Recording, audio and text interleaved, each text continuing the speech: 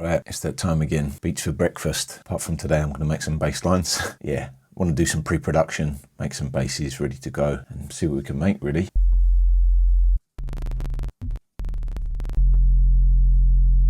Yeah, nice. I think I'm going to save that. Okay. I quite like that, but it moves a bit too quick for me between those. So I'm going to just do a morph, crossfade them, and normalize them.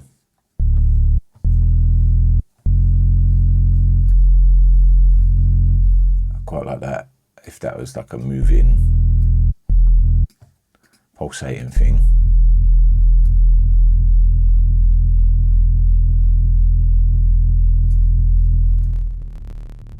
Trying to keep it characterful but clean at the same time is pretty tough, and this stuff doesn't seem like a lot, but when you really distort it later, you'll hear like, ah, okay, that's really, you know, going to get bold.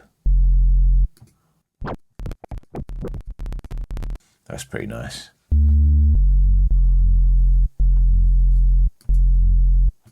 I don't want too much more than that, you know.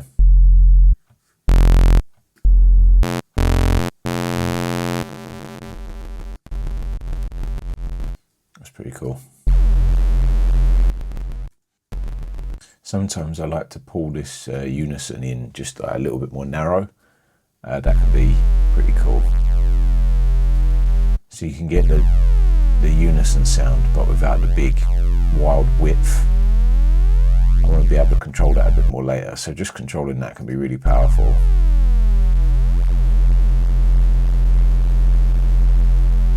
And we'll get that to filter 1.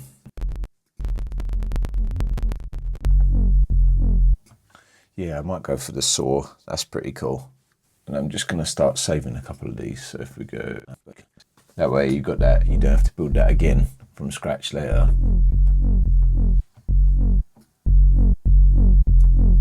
Maybe a little bit of release.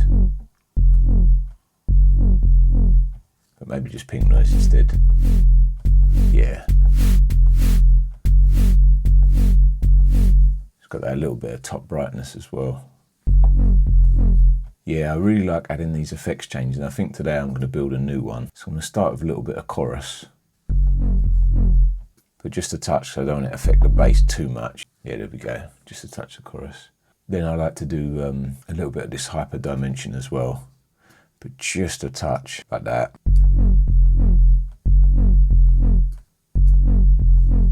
Just trying to get a little bit of that width and something a bit spicy to the tops, you know. And then, yeah, head it into some distortion, probably at this point. I'm really loving overdrive. Oof. Maybe just level in a bit of these. Now I'd like something to bring up the tops, so the compressor can do that on the multiband.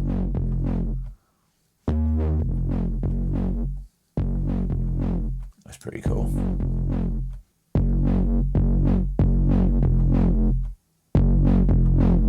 There's not really enough tops there to bring out.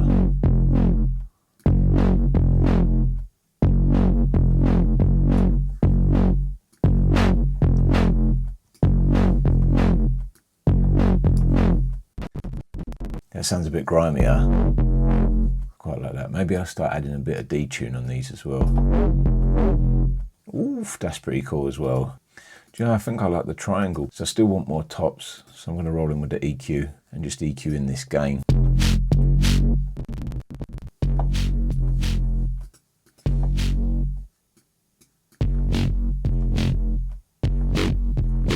A little bit more of the FM, so it actually does something. And then maybe a little bit more of this distortion. Starting to quite like that. Maybe I'll just duck a little bit of the mids as we go. And maybe they could move just a touch. That's starting to be pretty cool. Okay, we're starting to get there. So I like to roll in after this with a multi-band. Just add a little bit more distortion. But now we can be a bit more purposeful. So like the low, I can maybe just do some like soft clipping. So that's everything below about 80, 84, whatever.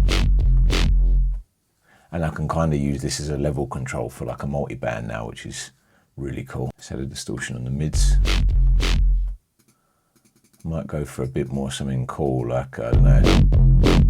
And I can also add a little bit more filtering in here.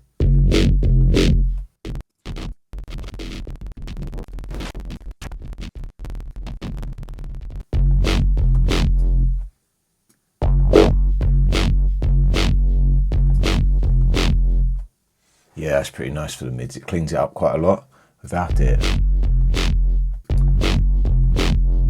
Just adds a bit of fullness without being too big, you know, overall. And on the high, and add some more distortion as well.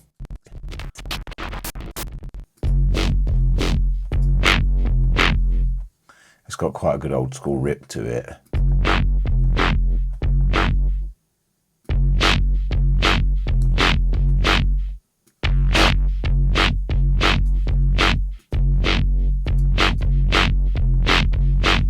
Yeah, it might be just about right. Yeah.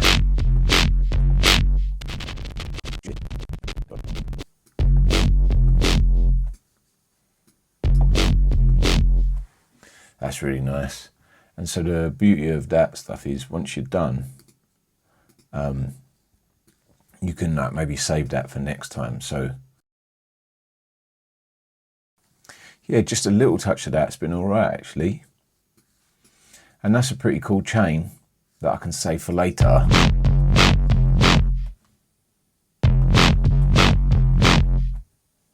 And that's how I might go about making a bass to use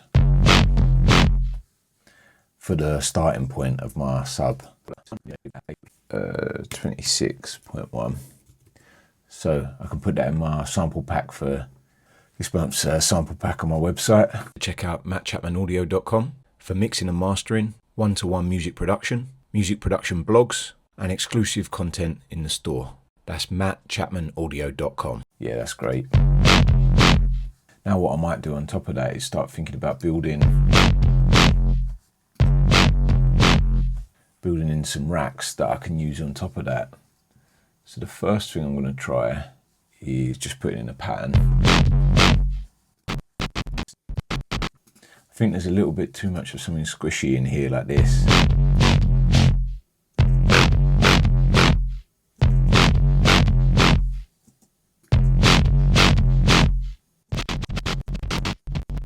Yeah, pretty happy with that. Just don't want that white noise to take over. The other thing sometimes I like to do is put in a filter quite near the beginning before the distortions, just to get some of that wildness. And yeah, up here with like something like reverb, because that always tends to give me some wildness that I'm not ready for.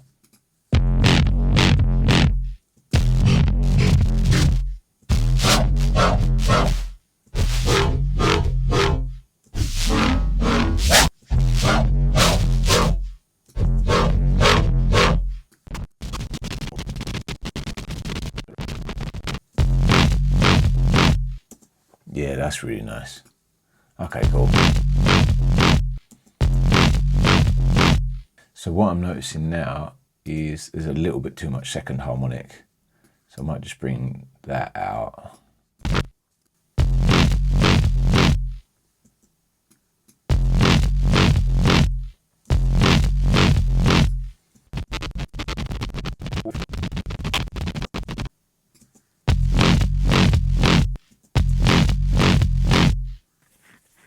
Quite like that.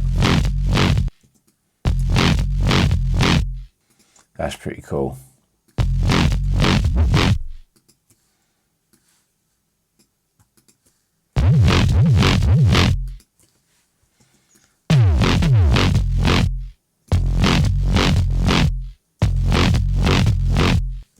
One little tiny trick, right, is to put the filter envelope onto the pitch of the sound. This is something I used to do on the sampler. You need less than that, probably about like 2%, but it kind of helps to get the two things to talk to each other. Like if the pitch envelope and the filter envelope move at the same time,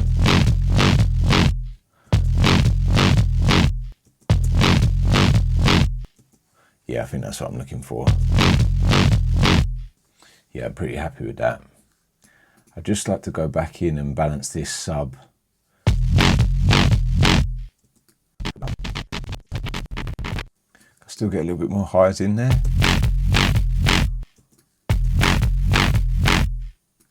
Oh yeah, and this was connected to this LFO, wasn't it? Just a little bit.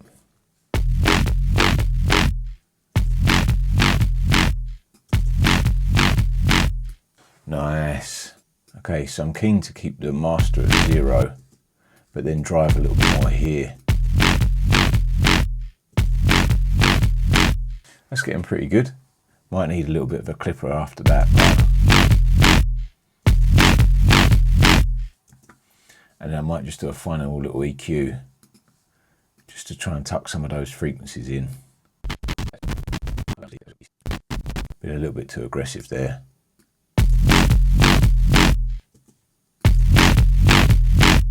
Yeah, I'm happy with that. All right, and then I might just start thinking about doing some effects on top of this now. I might just start with maybe an EQ. Just gonna group this. There we go.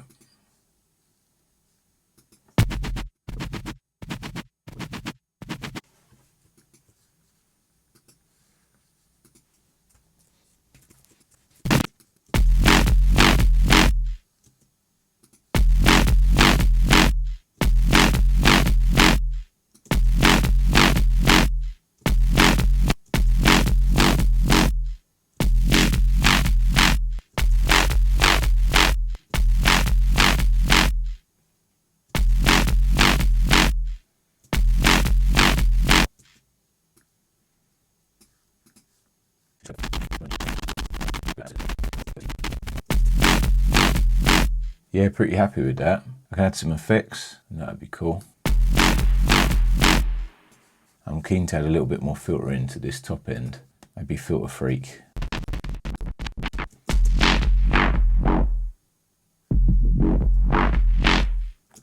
What's that, 2 bars? So I want kind of like a 4-bar LFO. But I want it to start up, yeah.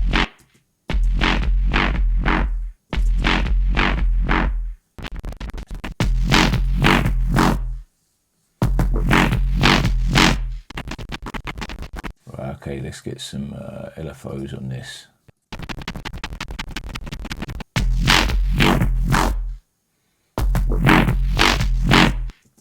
Just getting an LFO to move some of these parameters is quite nice.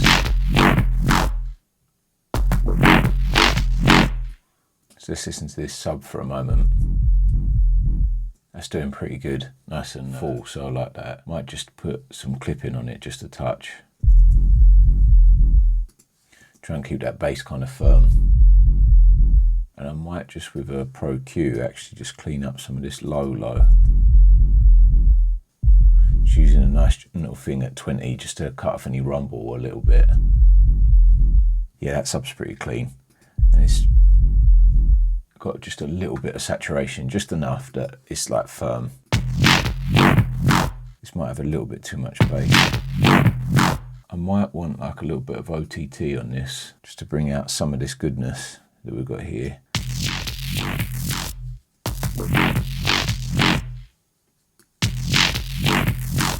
Yeah, that's really nice. I'm pretty happy with that as a bass line actually. Gonna have to call that done for the day. Gonna export that out and that can be part of my sample pack for this month. Yeah, good. Check out mattchapmanaudio.com for mixing and mastering, one-to-one music production blogs, and exclusive content in the store. That's mattchapmanaudio.com.